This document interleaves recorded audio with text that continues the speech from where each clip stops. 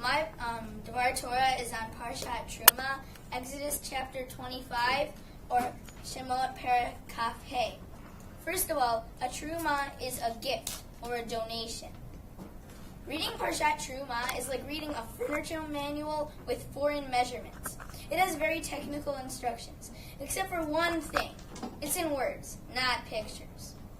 The Parsha starts with Moses going up on Mount Sinai and God telling him exactly how to build his sanctuary. First, he tells Moses to ask every Israelite for a Trumah or a donation, although there is not a required amount for this donation.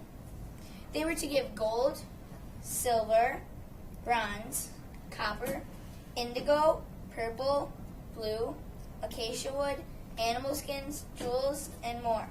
If you're confused, I said indigo, purple, and blue, which are colors. I will explain that indigo, purple, and blue are colors of royalty, and back then it was hard work making those colored dyes. First, he says to make an ark of acacia wood, inlaid and outlaid with gold, with 2 cherubim on top. A solid gold menorah, hammered from a single piece of gold.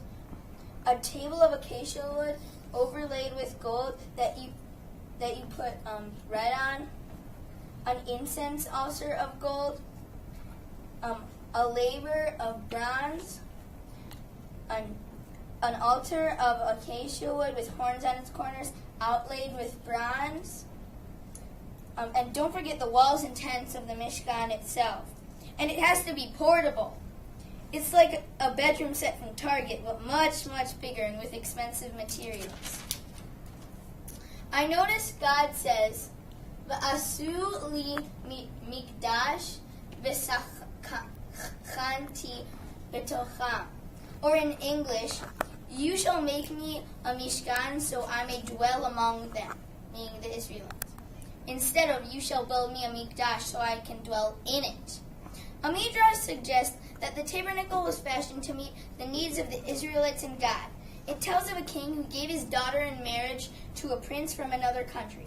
He told his daughter, I cannot prevent you from moving away with your husband, but it grieves me to have you leave. Do this for me then. Wherever you live, build an apartment so that I can visit you. And thus God says to Israel, wherever you travel, build a shrine for me so that I may dwell among you. Rabbi Yaakov Kali in the 1800s said that God says betocham, not betocho, because this teaches that the main element of the Mishkan is not the walls and the materials of which it was built, but the purity of the Israelites' heart. They had to be good, God-fearing people. The only purpose of the Mishkan itself is to spiritually awaken the people. I agree that the Mishkan is a spiritual awakening, but so God can dwell in our hearts and souls. I also noticed the Mishkan was like the Egyptian temples with the 3 levels. The first, where everyone could go. The second, where just the priests and Pharaoh for the Egyptians, or the priests and Moses for the Israelites could go. And the last, where only Pharaoh or Moses and the high priest could go. But they were different because the Egyptian temples had beds for the Egyptian god to sleep, but we don't because God isn't like a human who needs sleep. And even if he did, he wouldn't sleep there because it's just his visiting place to the Israelites. The Egyptians put lots of food and wine for their gods to eat, but we only put a small table of bread to associate God's connection with the food blessing, and God doesn't need to eat like a human. And even if he did need to eat, like I said, this is his visiting place, not his home. So the Mishkan is not a place for Hashem to be kept like the Egyptian temples are for keeping their gods in them, but a place so Hashem can visit and dwell among us.